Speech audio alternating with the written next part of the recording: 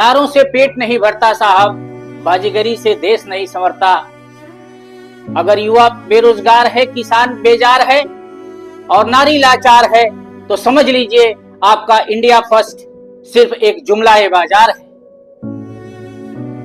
यह कैसा राष्ट्र निर्माण जहां देश तो बढ़ रहा है लेकिन देशवासी पीछे छूट रहे हैं।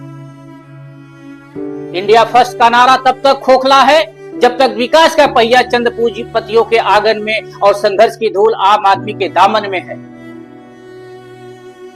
विकास के विज्ञापनों और राष्ट्रवाद के शोर के बीच हमें यह नहीं भूलना चाहिए कि राष्ट्र केवल नक्शे और आंकड़ों से नहीं बल्कि उस अंतिम व्यक्ति से बनता है जिसकी थाली आज भी खाली है।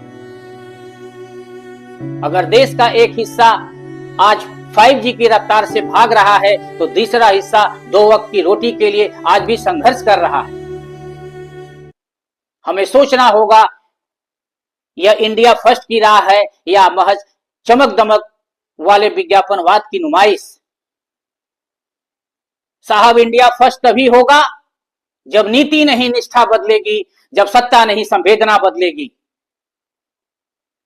जब गांव की गली में रहने वाला बच्चा भी यह महसूस करेगा कि वह देश का एसेट है, लायबिलिटी नहीं, जब कोई किसान आत्महत्या नहीं करेगा, जब कोई बेटी डर के साए में नहीं जिएगी और जब कोई युवा बेरोजगारी से टूटेगा नहीं।